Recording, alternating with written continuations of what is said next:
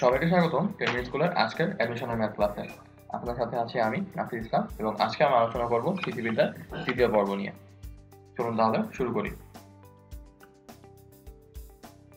তো প্রথমে আসবে হচ্ছে আমার সমান্তরাল বল, অর্থাৎ আমরা হচ্ছে এখন দুইটা সমান্তরাল বলের লব্ধি বের করব। সমান্তরাল বল বলতে কি বোঝায়? তো যেই বলগুলো হচ্ছে পরস্পর সমান্তরালভাবে ক্রিয়া করে।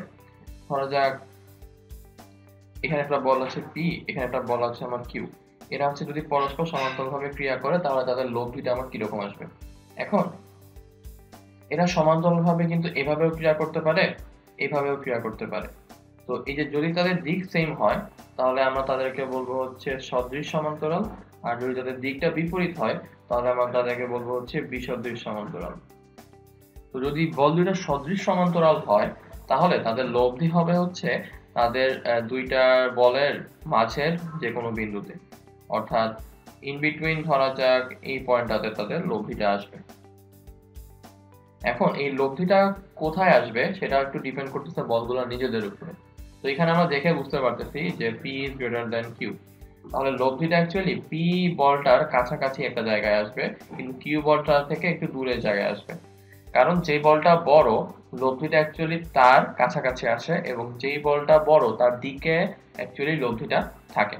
এই কারণে পি বলটার দিক যেহেতু এইদিকে, এই কারণে লব্ধিটার দিকও আমার এইদিকে আসলো। পি বলটা একটু এইদিকে হেলানো, এই কারণে হচ্ছে লব্ধিটাও একটু পি বলটার কাছাকাছি আসলো। এখন যদি এরকম হয় বল দুইটা হচ্ছে আমার বিসদৃশ সমান্তরাল, তার মানে হচ্ছে আমার ডান দিকের যে কেস এইটা, তাহলে সেই ক্ষেত্রে আমার লব্ধিটা কাজ করবে হচ্ছে এদের বাইরে যে কোনো একটা পয়েন্টে। তো এখানে আমি ধরে নিলাম এটা হচ্ছে আমার পি বল, এটা হচ্ছে আমার কিউ বল। তো এখানে হচ্ছে আমার কিউ ইজ গ্রেটার দ্যান হচ্ছে পি, তাহলে আমার লব্ধিটা অ্যাকচুয়ালি কাজ করবে হচ্ছে কিউ এর কাছাকাছি কোন একটা পয়েন্ট, ধরলাম এই পয়েন্টটাতে, এবং তার দিকটা অ্যাকচুয়ালি কিউ এর দিকে থাকবে, এবং তার মান অ্যাকচুয়ালি পি আর কিউ এর বিয়োগফলের সমান আসবে। অর্থাৎ এইটার মান অ্যাকচুয়ালি হচ্ছে কিউ মাইনাস হচ্ছে পি, কারণ যেহেতু কিউ ইজ গ্রেটার দ্যান এখানে পি। আর এই যে যদি সদৃশ সমান্তরাল হতো তাহলে বল দুইটার লব্ধি অ্যাকচুয়ালি আসতো তাদের যোগফলের সমান, তার মানে পি প্লাস কিউ এর সমান আসতো। এখন বল দুইটা যদি সদৃশ সমান্তরাল হয় আর যদি বিসদৃশ সমান্তরাল হয় তাহলে বল আর এই ডিসটেন্সের মাঝে একটা সম্পর্ক থাকে। সম্পর্কটা হচ্ছে যদি আমি এখন এদেরকে নাম দিয়ে ফেলি, ধরা যাক এটা হচ্ছে আমার এ বি দণ্ড আর মাঝে এই পয়েন্টটা হচ্ছে আমার সি, তাহলে আমি বলতে পারবো যে পি ডট হচ্ছে পি থেকে লব্ধির দূরত্ব কত আমার এসি ইজ ইকুয়াল টু আমি বলতে পারবো হচ্ছে কিউ ডট হচ্ছে আমার কিউ থেকে লব্ধির দূরত্বটা কত বিসি।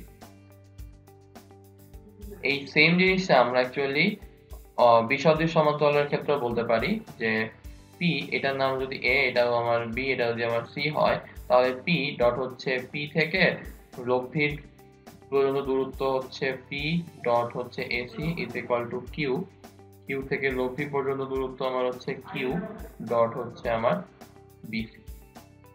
অর্থাৎ বল দুইটা সদৃশ সমান্তরাল হোক আর বিসদৃশ সমান্তরাল হোক, আমরা বলতে পারি যে বল ইনটু হচ্ছে লব্ধির দূরত্ব is equal two ball into হচ্ছে লব্ধির দূরত্ব, এটা অলওয়েজ সমান আসবে। আচ্ছা, তো আশা করি আমরা কনসেপ্টটা বুঝতে পেরেছি। ওকে, তাহলে এবার আমরা ম্যাথ শুরু করে ফেলি। প্রথমটা হচ্ছে খুঁটির উপরে চাপ নির্ণয়। তো প্রথম ম্যাথে আমাকে বলেছে যে এ বি সুষম দণ্ডের এ প্রান্তে হচ্ছে 10 কেজি ওজন ঝুলানো। তাহলে আমি একটা দণ্ড নিয়ে নিই, এটা হচ্ছে আমার এ বি একটা দণ্ড। এ বি সুষম দণ্ডের এ প্রান্তে, এই যে এ প্রান্তে হচ্ছে 10 কেজি ওজন ঝুলানো। এখন ওই প্রান্ত থেকে 1 মিটার দূরে একটা খুঁটির উপর, মানে এই প্রান্ত থেকে 1 মিটার আমি ভিতরে গেলাম, এখানে একটা খুঁটি আছে, এই খুঁটির উপরে আনুভূমিক ভাবে দণ্ডটা সুস্থিত থাকে। এখন খুঁটির উপরে চাপ হচ্ছে 30 কেজি, তার মানে খুঁটির উপর যে প্রেসারটা সে অনুভব করতেছে সেটা হচ্ছে আমার 30 কেজি। তো আমাকে বলেছে যে দণ্ডটা কত মিটার এবং দণ্ডটার ওজন নির্ণয় করতে হবে। এখন এখানে পয়েন্ট টু বি নোটেড, এখানে বলেছে দণ্ডটা হচ্ছে সুষম দণ্ড। তো যদি আমাকে বলে দেয় দণ্ডটা সুষম দণ্ড, তাহলে আমরা বুঝতে পারবো যে দণ্ডটার নিজের একটা ওজন আছে। আর যেহেতু তন্ত্রটা নিজের একটা ওজন আছে, তার মানে নিজের ওজনটা আর হচ্ছে 10 কেজি ওয়েট মিলেই নিশ্চয়ই সুস্থিত থাকবে। তো একটা বস্তুর ওজন কোথায় ক্রিয়া করে? ভরকেন্দ্র বরাবর ক্রিয়া করে। তাহলে আমি ধরে নিচ্ছি এ বি বস্তুটার ভরকেন্দ্র হচ্ছে এইখানে আছে, তাহলে এই বরাবর নিচের দিকে তার ওজন ডাব্লিউ ক্রিয়া করবে। ওকে, তো এখন আমাকে বলে দিয়েছে যে দণ্ডটার উপরে চাপ হচ্ছে আমার 30 কেজি। তাহলে এখানে দুইটা বল মানে 10 কেজি ওয়েট আর ওজন দুইটাই কি নিচের দিকে কাজ করছে না? তার মানে এটা সদিশ সমান্তরাল বল। তো সদিশ সমান্তরাল বলের ক্ষেত্রে লব্ধিটা কি হয়? দুইটা বলের যোগফল হয়। তার মানে অ্যাকচুয়ালি কি মানে দণ্ডটার ওয়েট আর হচ্ছে 10 কেজি ওয়েট মিলেই খুঁটির উপর চাপটা আসবে। তার মানে আমি বলতে পারি যে 30 ইজ ইকুয়াল টু হচ্ছে 10 যোগ ডাব্লিউ। তাহলে W is equal two 30 minus 10, তার মানে হচ্ছে 20 কেজি ওয়েট। তাহলে এখন যদি আমরা ফিগারটাকে আরেকবার রাখি, তাহলে আমার কাছে এরকম একটা দণ্ড আছে। এই দণ্ডটার এই প্রান্তে হচ্ছে 10 কেজি ওয়েট, এইখানে হচ্ছে একটা আমার খুঁটি, এইখানে হচ্ছে আমার 20 কেজি ওয়েট, আর বাকিটুকু হচ্ছে এই দণ্ডটা। তো এখন দণ্ডের যেখানে অ্যাকচুয়ালি ওজনটা কাজ করছে সেটা অ্যাকচুয়ালি কি দণ্ডটার মধ্যবিন্দু। তার মানে এতটুকু হচ্ছে দণ্ডটার মধ্যবিন্দু, আর এতটুকু আমার দেওয়া আছে হচ্ছে 1 মিটার। তো আমি কি জানি P dot AC is equal two Q dot BC। তাহলে আমি এতটুকু দৈর্ঘ্য ধরে নিই হচ্ছে x। তাহলে আমি এখন ফর্মুলা অ্যাপ্লাই করলে বলতে পারি যে 10 ইন্টু হচ্ছে 1 is equal two x into হচ্ছে 20। তাহলে x এর ভ্যালু আসবে হচ্ছে 0.5। তার মানে এতটুকুর দৈর্ঘ্য হচ্ছে আমার 0.5 মিটার। তাহলে দণ্ডটার অর্ধেকের দৈর্ঘ্য কত? 1 প্লাস 0.5, তার মানে হচ্ছে 1.5 মিটার। তাহলে টোটাল দণ্ডটার দৈর্ঘ্য কি আসবে? এটা ডাবল, তার মানে এটার সঙ্গে আমি যদি 2 গুণ করে দিই তাহলে 1.5 ইন্টু হচ্ছে 2, তার মানে হচ্ছে 3 মিটার। তাহলে দণ্ডটা হচ্ছে আমার অ্যান্সার 3 মিটার, আর দণ্ডটার ওজন হচ্ছে আমার 20 কেজি ওয়েট। তো আশা করি ম্যাথটা আমরা বুঝতে পেরেছি। ওকে, তাহলে এবার আমরা পরের ম্যাথে চলে যাই।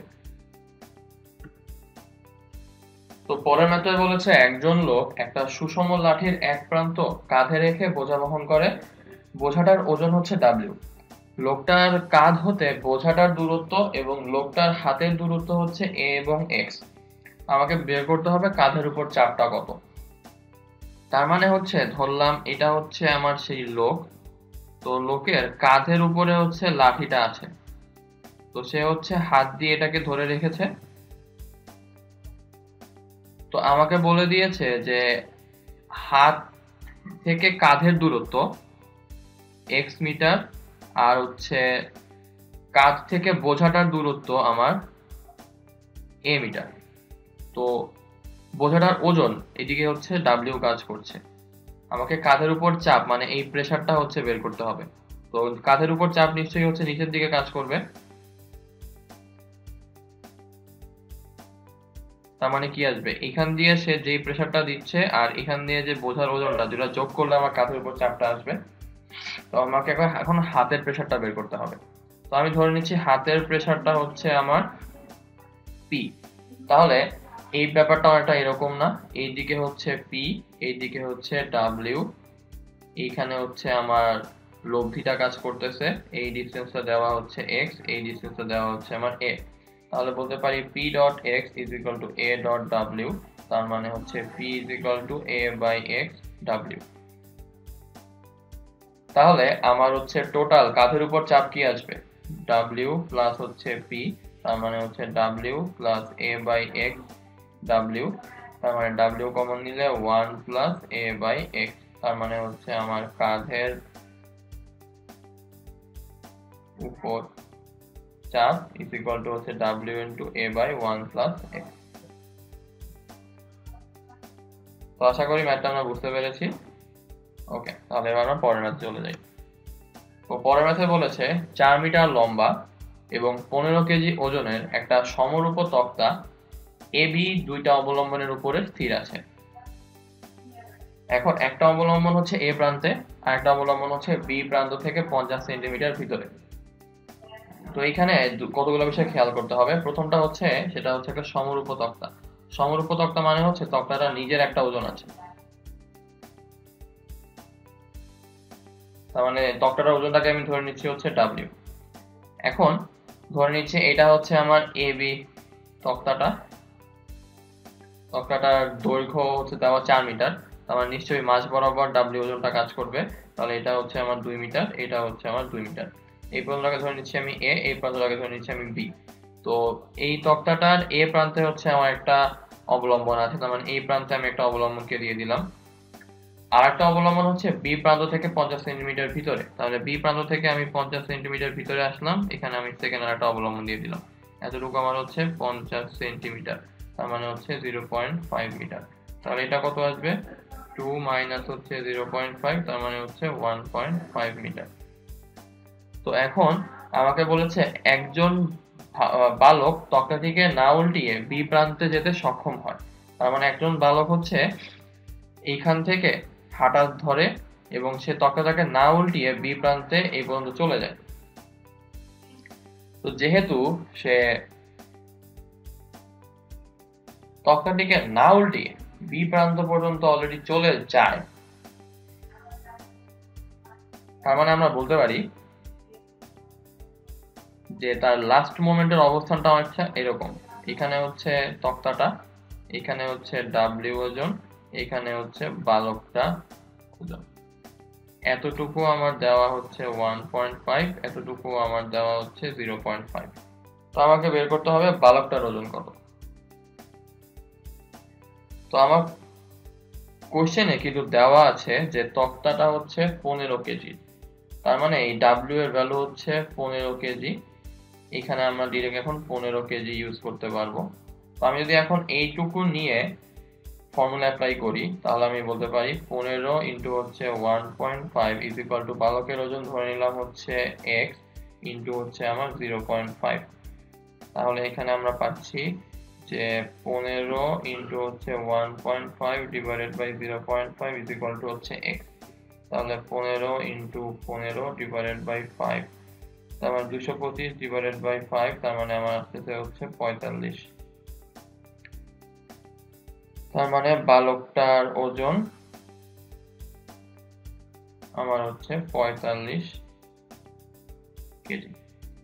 এখানে বুঝার বিষয়টা হচ্ছে যে যেহেতু বালকটা না উল্টিয়ে তক্তার এক প্রান্ত থেকে অন্য প্রান্তে চলে যেতে পারে, তো এই কারণে তক্তাটাকে স্টেবল রাখার জন্য বালক সহ আমার একটা অবলম্বনই দরকার।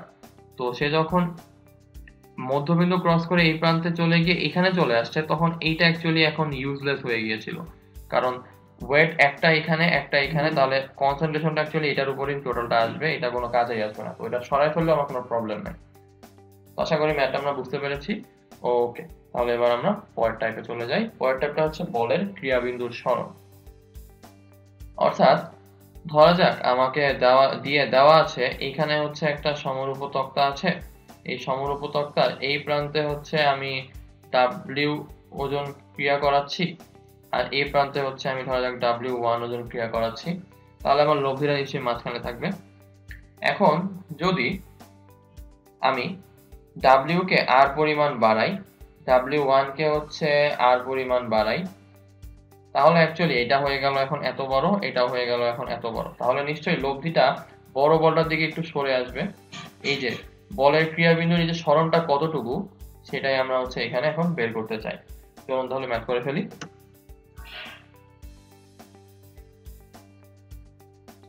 তো প্রথম ম্যাথ বলেছে একটা বস্তুর উপরে এ এবং বি বিন্দুতে কার্যরত দুইটা সদৃশ সমান্তরাল বল। তাহলে হচ্ছে একটা ফিগার এঁকে ফেলি।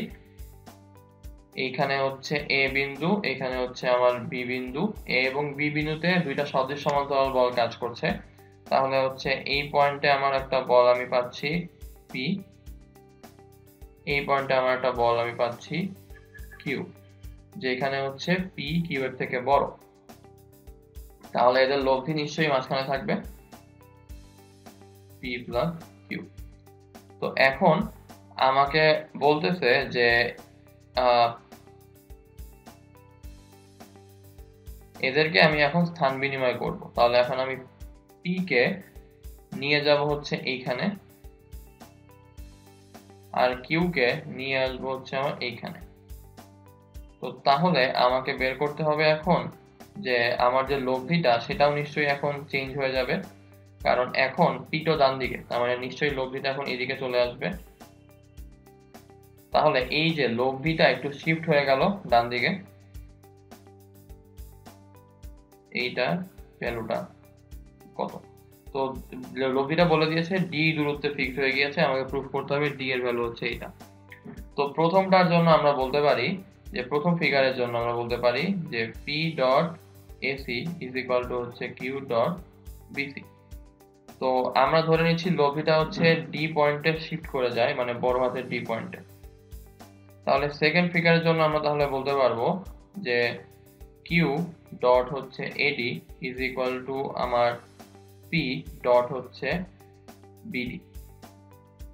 তো তাহলে আমরা এখন লিখতে পারি Q dot AD is equal to হচ্ছে পি ডট বিডি।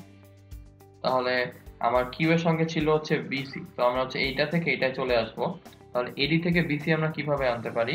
এডি থেকে আগে হচ্ছে আমরা বিডি আনি। তাহলে কিউ ডট লেখা যায় এবি মাইনাস হচ্ছে বিডি। সেম ভাবে পি ডট এসি দরকার, তাহলে পি ডট বিডি আছে, তাহলে এখান থেকে এসি কেমনে আনবো? এবি মাইনাস এডি করে। তাহলে পি ডট হচ্ছে আমার এবি মাইনাস হচ্ছে এডি। তাহলে এখান থেকে চলে আসলো Q dot AB minus Q dot BD is equal to P dot AB minus হচ্ছে পি ডট এডি। তাহলে এখন আমরা এবি গুলাকে এক পাশে নিয়ে আসি। তাহলে আমরা লিখতে পারি হচ্ছে P dot AD minus Q dot BD is equal to হচ্ছে পি মাইনাস কিউ এবি। এখন এডি কে লেখা যায় কি? AC plus CD. তাহলে P dot AC plus P dot CD minus Q. BD কে লেখা যায় কি? BC plus CD. তাহলে কিউ ডট বিসি মাইনাস হচ্ছে Q dot CD is equal to P minus Q AB. তাহলে এই যে পি ডট এসি আর কিউ ডট বিসি তো ইকুয়াল, তাহলে এটা বাদ চলে যায়। তাহলে P dot CD plus Q dot CD is equal to P minus Q AB. তো এখন আমি যদি সিডি কমন নিয়ে ফেলি তাহলে লিখতে পারি এখানে P plus Q is equal to P minus Q AB. তো এই সিডিটার ভ্যালু অ্যাকচুয়ালি কি ছিল? এই যে ডিটা ছিল না? তাহলে আমরা এখন বলতে পারি যে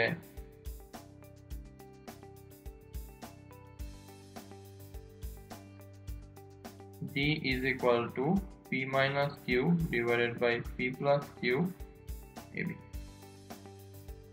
তো আশা করি ম্যাথটা আমরা বুঝতে পেরেছি। ওকে, তাহলে এবার আমরা আমাদের পরের ম্যাথে চলে যাই।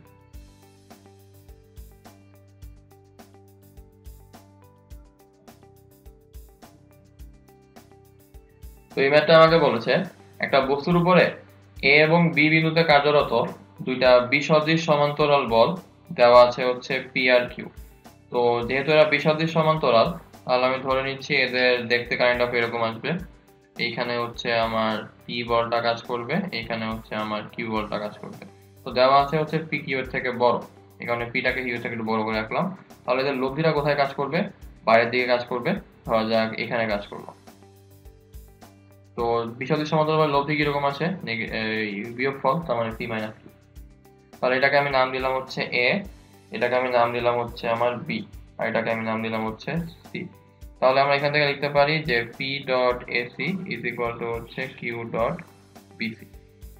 এখন প্রশ্নে বলা আছে যে আমি হচ্ছে এদেরকে আর পরিমাণ যদি বৃদ্ধি করি পি আর কিউ বলটাকে, তাহলে হচ্ছে এদের লব্ধির ক্রিয়াবিন্দু ডি দূরত্বে সরে যায়। তো আমি যদি এখন পি বলটাকে আর পরিমাণ বৃদ্ধি করি, ধরা যাক এটাকে আমি এখন আর পরিমাণ বৃদ্ধি করলাম, আর কিউ বলটাকেও আমি এখন আর পরিমাণ বৃদ্ধি করলাম, তাহলে এখানে আমার হয়ে গেল হচ্ছে পি প্লাস আর, এখানে আমার হয়ে গেল হচ্ছে কিউ প্লাস আর। তাহলে আমার লব্ধিটা হচ্ছে আরো একটু সরে যাবে, এখানে চলে আসবে পি মাইনাস কিউ। এটাকে আমি নাম দিলাম হচ্ছে ডি। তাহলে আমরা এখানে লিখতে পারবো যে পি প্লাস আর ডট হচ্ছে এই ডিস্টেন্সটা, এডি ইজ ইকুয়াল টু হচ্ছে কিউ প্লাস আর ডট হচ্ছে আমার এই ডিস্টেন্স ইজ ইকুয়াল টু হচ্ছে আমার বিডি। তাহলে আমরা এখান থেকে এখন শুরু করব। তো আমাকে প্রুফ করতে হবে এই ডিস্টেন্সটা যদি আমার ডি হয় তাহলে ডি ইজ ইকুয়াল টু হচ্ছে এই ভ্যালুটা। তাহলে শুরু করি। আমরা লিখতেছি হচ্ছে পি প্লাস আর ডট হচ্ছে AD Q plus R dot হচ্ছে আমার বিডি।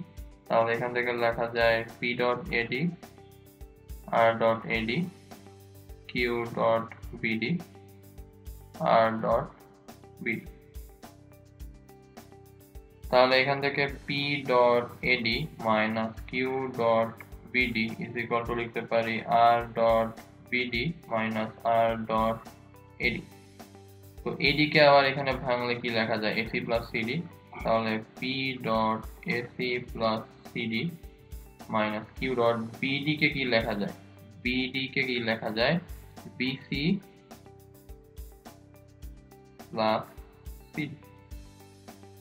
তাহলে Q dot BC plus CD is equal to R dot BD minus AD. তো বিডি হচ্ছে এই পুরাটা, এডি হচ্ছে এইটুকু, তাহলে বাদ দিলে কি থাকে এটা থাকে।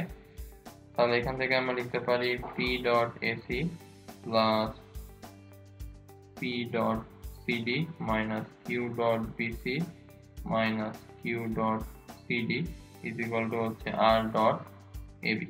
তো পি ডট এসি আর কিউ ডট বিসি বাদ, কারণ এরা হচ্ছে ইকুয়াল ছিল। তাহলে এখান থেকে সিডি কমন নিলে আমরা লিখতে পারি P minus Q CD is equal to হচ্ছে আর ডট এবি। তার মানে CD is equal to D is equal to R divided by P minus Q AB. তো আশা করি ম্যাথটা আমরা বুঝতে পেরেছি। ওকে, তাহলে এবার আমরা আমাদের পরের ম্যাথে চলে যাই।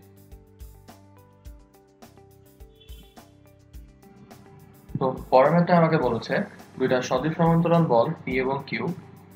পি বলের ক্রিয়ারেখা এক্স পরিমাণ যদি সরাই তাহলে হচ্ছে লব্ধিক ক্রিয়াবিন্দু ডি দূরত্বে সরে যায়। আমাকে প্রমাণ করতে হবে D is equal to P X divided by P plus Q.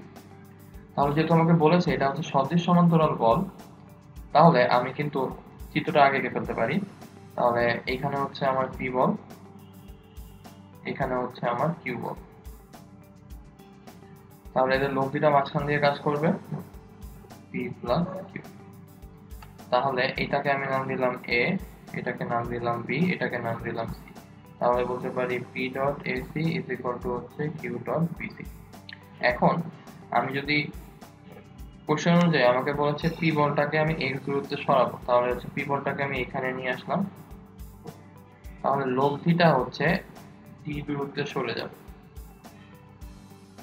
আর এই পয়েন্টটার নাম দিয়ে আমি হচ্ছে ডি, আর এতটুকু আমার হচ্ছে ছোট হাতের ডি, আর এই পয়েন্টটাকে আমার নাম দিলাম এ প্রাইম। তাহলে এখন আমার হচ্ছে নতুন ফর্মুলাটা কি দাঁড়াবে পি ডট হচ্ছে A prime D is equal to হচ্ছে কিউ ডট হচ্ছে আমার বিডি। তো এখন আমরা হচ্ছে নতুন যে ইকুয়েশনটা পেলাম সেখান থেকে কাজটা শুরু করব।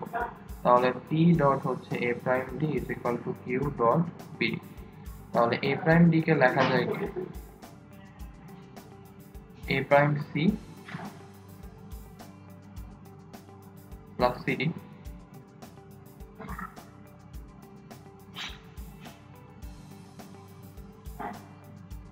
আর বিডি কে লেখা যায় কি বিসি মাইনাস সিডি।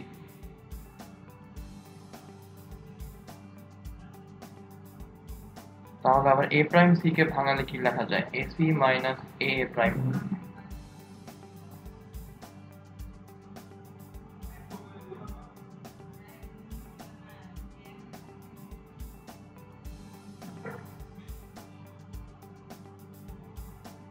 এখন আমরা যদি এ প্রাইমটার ভ্যালু চেক করি সেটা কি আমার এক্স দূরত্বে সরাটুকু ছিল না, তাহলে এতটুকু আমার হচ্ছে এক্স। তাহলে আমি এখান থেকে পাই P dot AC minus P dot X plus P dot D is equal to Q dot BC minus Q dot D. তাহলে পি এসি আর কিউ বিসি যেহেতু ইকুয়াল তাহলে এটা আর এটা হচ্ছে 5। তো আমাকে এখন যদি আমি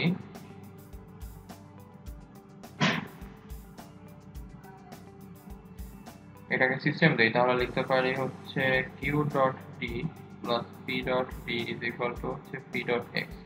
তাহলে আমি এখান থেকে পাই D is equal to P dot X divided by P plus Q. আশা করি ম্যাথটা আমরা বুঝতে পেরেছি। ওকে, তাহলে এবার আমরা আমার পরের ম্যাথ চলে যাই। পরের ম্যাথটায় বলেছে 2a দীর্ঘ এবং w ওজন বিশিষ্ট একটা সুষম তক্তা b দূরত্বে অবস্থিত দুইটা খুঁটির উপরে আনুভূমিকভাবে দাঁড়িয়ে আছে। তো এইটাকে না উল্টিয়ে এক প্রান্তে যথাক্রমে w1 এবং অনুপ্রান্তে w2 ওজন ঝুলানো যায়।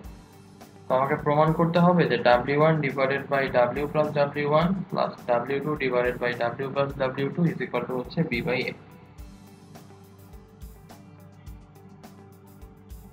তো যেহেতু 2a পরিমাণ দীর্ঘ একটা সুষম তক্তা, তাহলে আমি ধরে নিচ্ছি এইটা হচ্ছে আমার সুষম সেই তক্তাটা, এইটার লেন্থটা হচ্ছে আমার টুয়াইস a। তাহলে এটার ওয়েটটা নিশ্চয়ই একদম মাঝ বরাবর নিচের দিকে কাজ করবে। তাহলে এতটুকু আমার a, এতটুকু আমার হচ্ছে a। তো এখন এটা হচ্ছে দুইটা খুঁটির উপরে দাঁড়িয়ে আছে।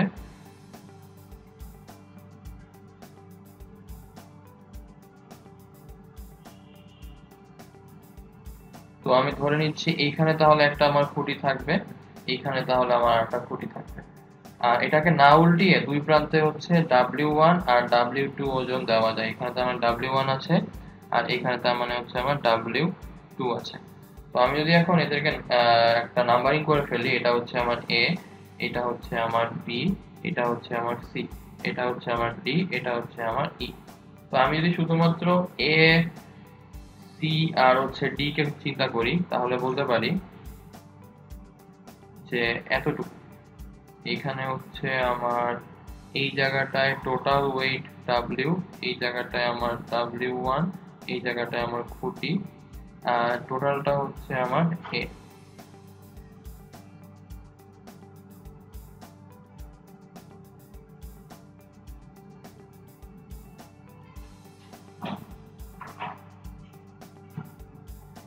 তো আমাকে কোশ্চেনে বলা আছে যে খুঁটি দুটার মাঝে দূরত্ব হচ্ছে b, তাহলে আমরা বলতে পারি হচ্ছে এই ডিসটেন্সটা হচ্ছে আমার b। তো আমি ধরে নিচ্ছি এতটুকু হচ্ছে আমার x, তাহলে এতটুকু হচ্ছে আমার b মাইনাস x, তাহলে এতটুকু হচ্ছে আমার x। তাহলে আমি এখন বলতে পারি যে w1 ডট হচ্ছে a minus x is equal to হচ্ছে w ডট হচ্ছে আমার x। তাহলে w1a minus w1x is equal to হচ্ছে wx। তাহলে এখান থেকে আমরা বলতে পারি w1a ইজ ইকুয়াল টু হচ্ছে w প্লাস w1 ইন্টু হচ্ছে x। তাহলে x is equal to w1a divided by w plus w1। আচ্ছা, তো এখান থেকে তো আমরা x এর ভ্যালুটা পেয়ে গেলাম। এবার আমরা হচ্ছে এই CEB এই পার্টটাকে নিয়ে কাজ করব। তো CEB পার্টটাকে নিয়ে যদি আমরা কাজ করি, তাহলে লিখতে পারি হচ্ছে এই জায়গাটায় C, এই জায়গাটায় হচ্ছে আমার E, এই জায়গাটায় হচ্ছে আমার D। তো এখানে হচ্ছে আমার W2, এখানে হচ্ছে আমার W, টোটালটা হচ্ছে আমার A। তো আমি এতটুকুকে ধরে নিচ্ছি আমার Y। তাহলে আমি বলতে পারবো যে w dot y is equal to w2 dot a minus y। তাহলে এখান থেকে আমরা পাই wy plus w2y is equal to w2a। তাহলে এখান থেকে y কমন নিলে w plus w2 is equal to w2a, y এর ভ্যালু আসবে w2a divided by w plus w2। তো আমি যদি এখন x প্লাস y মানে হচ্ছে এটা x আর এটাকে আমি ধরে নিচ্ছি হচ্ছে y, তাহলে এটা ইজ ইকুয়াল টু কি b না? তাহলে x plus y is equal to হচ্ছে b। তাহলে x এর ভ্যালুটা বসাই দেই, w1a divided by w plus w1 plus w2a divided by হচ্ছে w plus w2 is equal to হচ্ছে b। এটা এখান থেকে কমন চলে যায়, তাহলে এটাকে কমন নিয়ে ফেলি।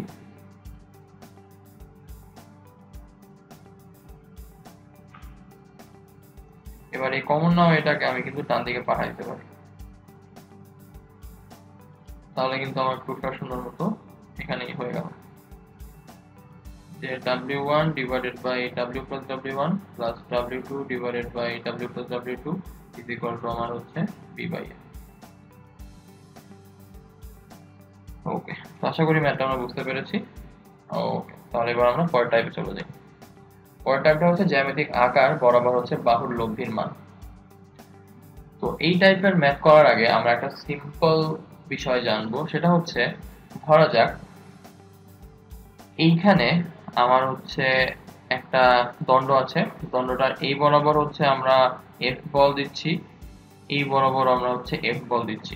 তাহলে দণ্ডটা অ্যাকচুয়ালি এই দিকে ঘুরে যাবে না, কারণ যেহেতু দুইটা বিপরীতমুখী বল দেওয়া হচ্ছে। তো এই যে ঘোরাটা সে ঘুরছে, এইটা হচ্ছে একটা সার্টেন এন্টিটির কারণে ঘুরছে। তো যেই এন্টিটির কারণে ঘুরছে এটাকে আমরা বলি হচ্ছে ভ্রামক। তো এই ভ্রামকটার ভ্যালু আমরা কিভাবে বের করি? তো এখানে যেহেতু আমি এফ পরিমাণ বল দিচ্ছি, এখানেও আমি সেম এফ পরিমাণ বলটাই দিচ্ছি। আর এদের মাঝের ডিসটেন্স যদি আমি এ ধরে নেই, তাহলে ভ্রামকটার মান হবে হচ্ছে এফ ডট এ। এখন এই ভ্রামকের অনেকগুলো অ্যাপ্লিকেশন আছে, সেটা হচ্ছে একটা সার্টেন বস্তুর উপর আমি যদি অনেকগুলো ভ্রামক অ্যাপ্লাই করি, তাহলে অ্যাকচুয়ালি টোটাল নিট ভ্রামক হবে হচ্ছে সেই ভ্রামকগুলোর যোগফল।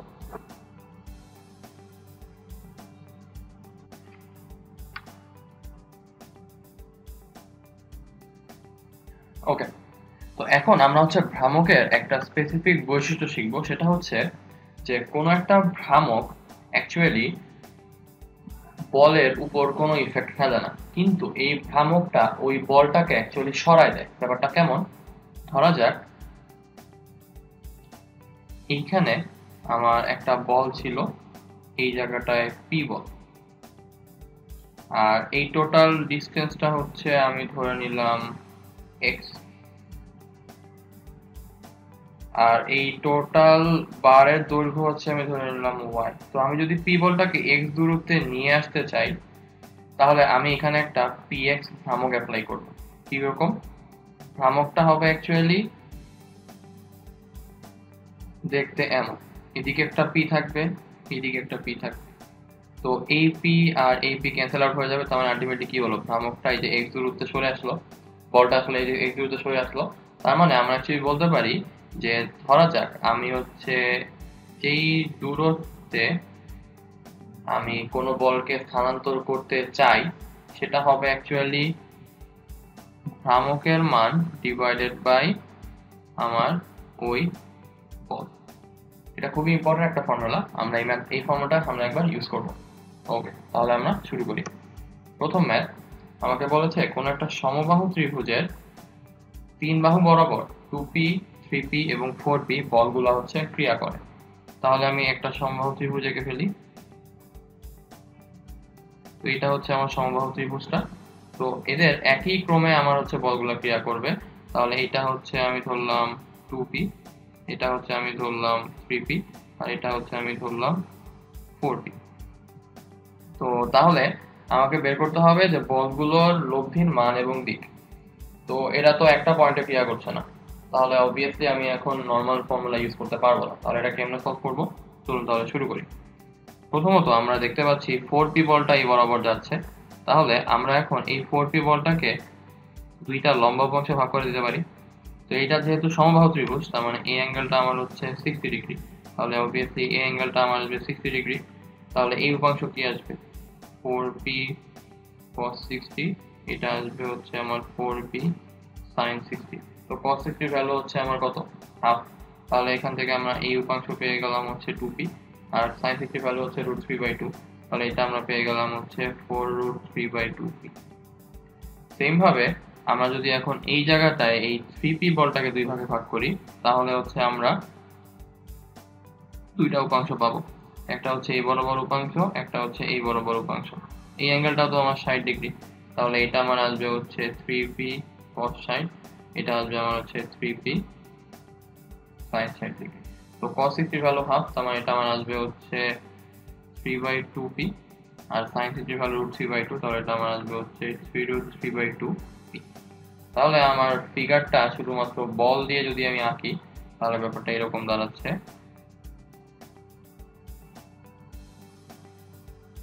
এই বরাবর আমার একটা বল আছে 2p, দেন আমার এই বরাবর একটা বল আছে আমার 3/2p, আর এই বরাবর আমার আর একটা বল আছে শুধুমাত্র 2p। এবার হচ্ছে লম্ব দিকের বলগুলোর দিকে যদি খেয়াল করি, তাহলে এই দিকে আমার একটা বল আছে যেটা হচ্ছে আমার 2√3p, আর এই দিকে আমার একটা বল আছে যেটা হচ্ছে আমার 3√3/2p। তো এই 2p আর এই 2p ক্যান্সেল আউট তো হয়ে যাচ্ছে, তাহলে শুধুমাত্র অনুভূমিক দিকে আমার বলটা থাকছে 3/2। তাহলে আমার নিট অনুভূমিক বল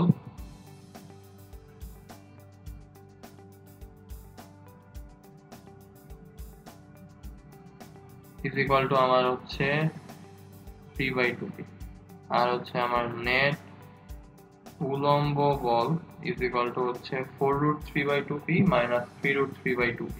তাহলে হচ্ছে আমার নিচের দিকে এটা থাকবে হচ্ছে আমার কোন দিকে, লেফট সাইডে, আর এইটা থাকবে হচ্ছে আমার নিচের দিকে, তার মানে হচ্ছে √3/2p নিচের দিকে। তো তাহলে আমার টোটাল লব্ধি বলটা কি আসবে, এদের স্কয়ার রুট, তাহলে করে ফেলি 3/2 whole square plus √3/2 whole square, আর এখানে হচ্ছে p থাকবে, তাহলে হচ্ছে 9/4 প্লাস 3/4 p, তাহলে এখানে আমার আসবে হচ্ছে 12/4, তার মানে হচ্ছে √3p।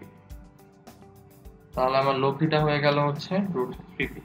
তাহলে এবার অ্যাঙ্গেলটা বের করে ফেলি, তো tan ইনভার্স করে ফেলবো। তো ব্যাপারটা যদি খেয়াল করে দেখি, হ্যাঁ এটা আমার কোন কোয়াড্রেন্টে পড়ে, থার্ড কোয়াড্রেন্টে পড়বে। তো থার্ড কোয়াড্রেন্টে আমার বলটা কিভাবে বের করবো, উলম্ব বাই অনুভূমিক, তার মানে হচ্ছে 1/√3, তার মানে আমার কত আসবে 30 ডিগ্রি। তাহলে আমার tan ইনভার্স 30 করলে আমার আসবে হচ্ছে অ্যাপ্রক্সিমেটলি 210 ডিগ্রি। তাহলে আমার ক্রিয়ারেখা ছাড়া লব্ধির মান এবং দিক তো বের হয়ে গেল। এবার আমাকে বের করতে হবে লব্ধির ক্রিয়ারেখাটা, মানে অ্যাকচুয়ালি লব্ধিটা হচ্ছে কোন দিকে কাজ করবে।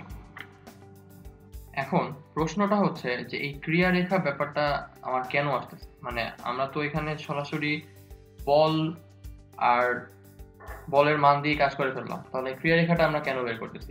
তো আমরা কিছুক্ষণ আগে একটা ফর্মুলা করে আসছি না, যে পি আর কিউ যদি দুটা সদৃশ সমান্তরাল বল হয় তাহলে তাদের লব্ধি এদের মাঝখানে থাকবে, এবং পি আর লব্ধির এই ডিসটেন্সটা ইজ ইকুয়াল টু হবে কিউ আর লব্ধির ওই ডিসটেন্সটা।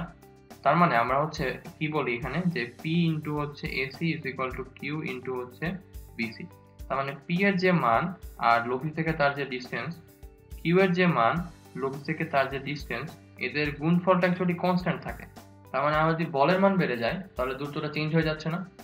এই যে দূরত্বের যে চেঞ্জটা হয়ে গেল, এই কারণে আমরা যখন এইখানে বলের মান এবং দিক বের করে ফেলেছি, এখানে আমাকে আসলে ক্রিয়ারেখাটাও বের করতে হবে, যে এই যে মানের যে বলটা আমি এখানে পেলাম, এই বলটা আসলে কোন জায়গাটায় ক্রিয়া করবে। মানে এই বলটা নিশ্চয়ই নর্মাল বলের থেকে একটু বেশি আসবে, তার মানে আমার ক্রিয়ারেখাটা নিশ্চয়ই এখানে থাকবে না, এখান থেকে সরে যাবে। তো এই যে সরণটা কতটুকু হবে সেটা আমরা বের করব। তো যেহেতু ক্রিয়ারেখার সরণ আমাকে বের করতে হয়, আমরা কিন্তু কিছুক্ষণ আগেই একটা ফর্মুলা পড়ে এসেছি, যে একটা ভ্রামক যদি আমি অ্যাপ্লাই করি, ভ্রামক কিন্তু বলের মানকে চেঞ্জ করে না, ভ্রামক অ্যাকচুয়ালি ওই বলের ক্রিয়ারেখাটাকে জাস্ট শিফট করে দেয়। তো আমাদের এখানে ক্রিয়ারেখাটা নতুন করে বের করতে হবে। তো আমরা ধরে নিচ্ছি যে ক্রিয়ারেখাটা হচ্ছে আমার এক্স দূরত্বে আছে। তো এই এক্স দূরত্বে যদি থাকে তাহলে আমরা অ্যাকচুয়ালি এই এক্স দূরত্বে ক্রিয়ারেখাটা কিভাবে বের করব, একটা সার্টেন ভ্রামক আমি ইন্ট্রোডিউস করব, যেই ভ্রামকটা অ্যাকচুয়ালি আমার এক্সিস্টিং পজিশনের বলটাকে ওই এক্স দূরত্বে নিয়ে যাবে, তাই তো। তো আমি যদি ভালোভাবে খেয়াল করে দেখি, আমার এইখানে এই জায়গাটায় যে আমার বল দুইটা আছে, একটা হচ্ছে আমার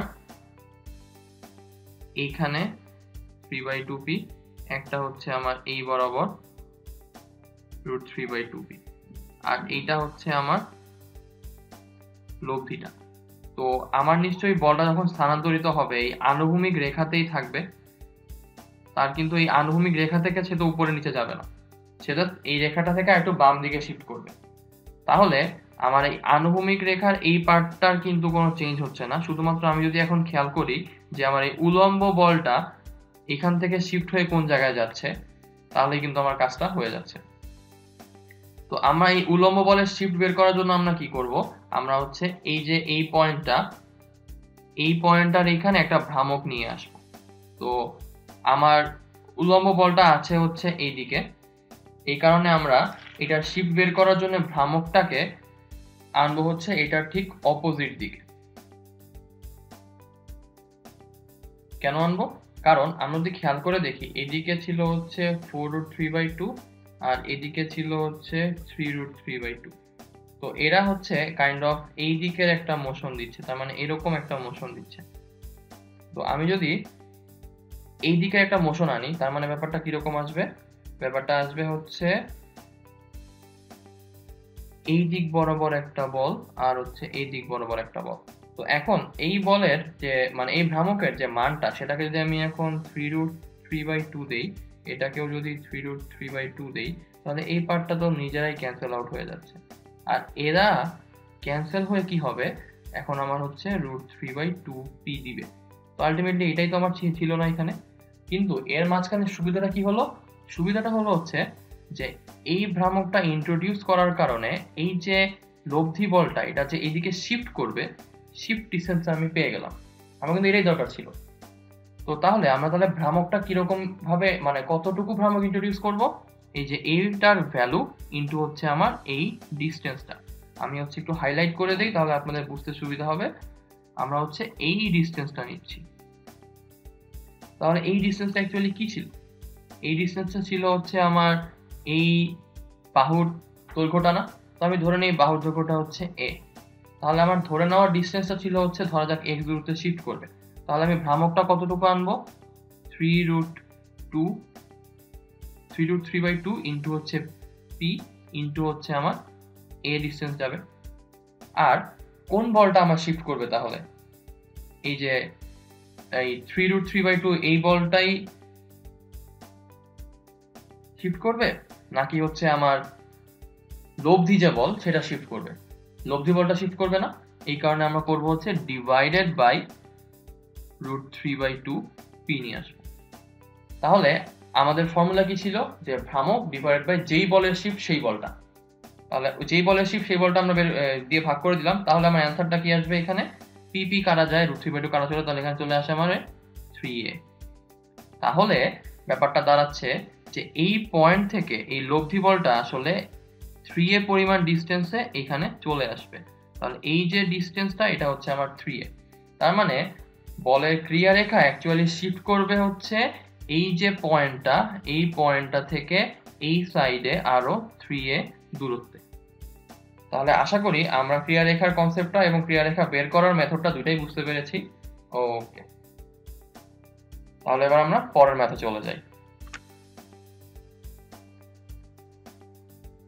তো এই ম্যাথটাই আমাকে বলেছে যে 1, 2, 3, 4 এবং 2√2 এককের বলগুলা যথাক্রমে ABCD বর্গক্ষেত্রের AB, BC, CD, DA, AC বরাবর ক্রিয়াশীল। আমাকে দেখাতে হবে যে তারা একটা জোরের সমান, মানে হচ্ছে ওই যে মোমেন্টের সমান, এবং এই মোমেন্টের মানটা আমাকে বের করতে হবে। তো আগে একটা ফিগার আঁকি। তো এইটার আমি নাম দিলাম A, B, C, D। আর এই কর্ণটাকে আমি যোগ করে দিই, এই কর্ণটাকে আমি যোগ করে দিই।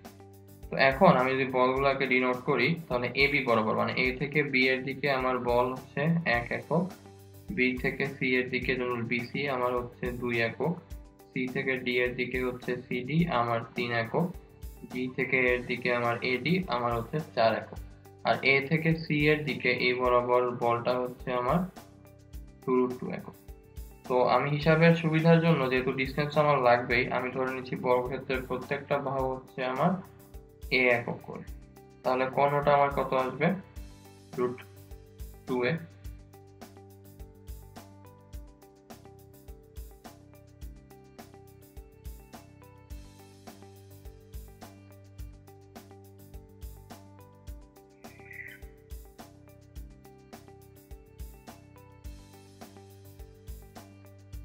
আর কমনের অর্ধেক তাহলে আমার আসবে হচ্ছে √2a ডিভাইডেড বাই 2, তার মানে হচ্ছে a বাই √2।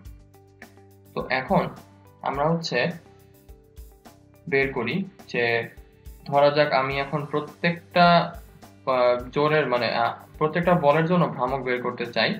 তো যেই কারণে আমি চাচ্ছি যে AB এর দুই প্রান্তে আমি হচ্ছে বলগুলাকে বের করব। তো তাহলে আমি ফার্স্টে A পয়েন্টে ভ্রামকগুলো বের করি। তাহলে A পয়েন্টের ভ্রামকটা হচ্ছে এই দিক থেকে বল একটা যাবে, এদিক থেকে বল একটা যাবে, এদিক থেকে বল একটা যাবে, এদিক থেকে বল একটা যাবে। এখন A পয়েন্ট থেকে B পয়েন্টের দূরত্ব হচ্ছে আমার A একক। তাহলে আর এই দিক থেকে বলটা হচ্ছে আমার যাচ্ছে অ্যান্টি ক্লক, তার মানে আমার আসবে হচ্ছে পজিটিভ। বলে রাখা ভালো, সাইন কনভেনশনটা হচ্ছে ভ্রামকের জন্য অ্যান্টি ক্লক পজিটিভ, ক্লকওয়াইজ হচ্ছে নেগেটিভ। তাহলে আমার বলটা আসবে হচ্ছে +2 ইন্টু হচ্ছে A। দেন সি থেকে যেটা ইনিশিয়েট হচ্ছে 3 একক, সেটা অ্যাকচুয়ালি অ্যাগেইন অ্যান্টি ক্লক, এইদিকে যাচ্ছে। তাহলে এটা আসবে 3 ইন্টু হচ্ছে এই ডিস্টেন্সটা, তাহলে হচ্ছে +3 ইন্টু হচ্ছে A। দেন ডি থেকে যে বলটা আসবে সেটা হচ্ছে +4 ইন্টু হচ্ছে কোনো ডিস্টেন্স নাই, কারণ হচ্ছে এ পয়েন্ট দিয়েই যাচ্ছে, তাহলে 4 ইন্টু 0। আর এ পয়েন্টের নিজের মধ্যে যে বলটা 1 একক, সেটাও কিন্তু কোনো ডিস্টেন্স নাই, এই কারণে +1 ইন্টু 0। তাহলে এখান থেকে আমার টোটাল এ পয়েন্টের ভ্রামক আসছে হচ্ছে 5a একক। তাহলে এ পয়েন্টে টোটাল ভ্রামকের সমষ্টি 5a একক আসে। তার মানে এইদিকে অ্যাকচুয়ালি একটা বল আছে, আর এই বলটার ডিস্টেন্সটা হচ্ছে আমার a একক, এই বলটার মান হচ্ছে 5 একক। এখন যদি এই জায়গাতেও আমি সেম দিকের উল্টা দিকে 5 একক একটা ভ্রামক পাই, তাহলে কিন্তু আমার ব্যাপারটা হয়ে যাচ্ছে। এখন বি পয়েন্টে আমি যখন ভ্রামকটা বের করব, তখন কি হবে? তখন কিন্তু ওর মধ্যে দিয়ে 1 একক বলটা যাচ্ছিল, তার মানে এটা আসবে হচ্ছে +1 ইন্টু হচ্ছে 0।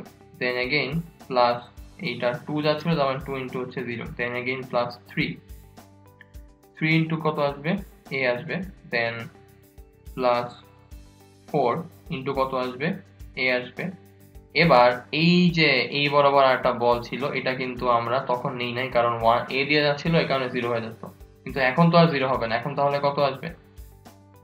প্লাস আসবে না মাইনাস আসবে? এটা যাচ্ছে কিরকম? এরকম, তার মানে হচ্ছে অ্যান্টি ক্লক যাচ্ছিল এই বলটা।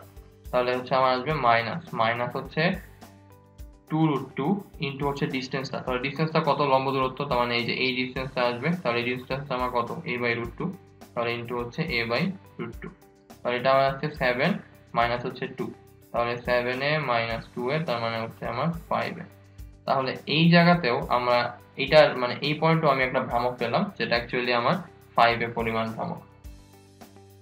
তার মানে এ পয়েন্টে আমরা একটা ভ্রামক পাচ্ছি যেটা actually anti clock 5a, B পয়েন্টে আমরা একটা ভ্রামক পাচ্ছি যেটা হচ্ছে অ্যান্টি ক্লক 5a। তার মানে এই জায়গাটায় আমার একটা ভ্রামক পাচ্ছি এ বি এর মধ্যে, যেটার মান হচ্ছে 5a। তাহলে আমার ভ্রামকের মানটা হচ্ছে 5a। একইভাবে আমরা যদি সি বিন্দুর চারিদিকে ভ্রামকের মান বের করি, তাহলে আমার আসবে হচ্ছে +4 ইন্টু হচ্ছে a, +1 ইন্টু হচ্ছে a, +0 +0, তার মানে এখানে আমার আসবে 5a।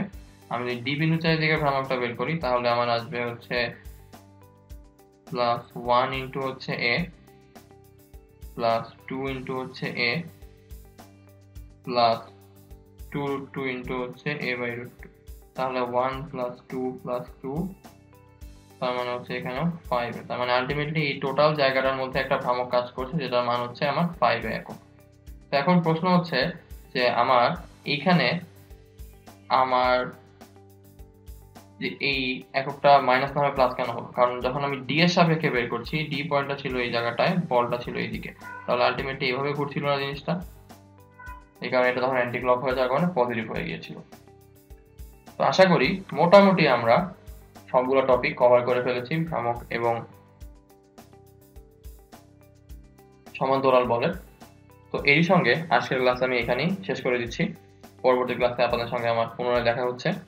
সেই পর্যন্ত সকলের সুস্থতা কামনা করে আমি নাফিজ ইসলাম আজকে আপনাদের থেকে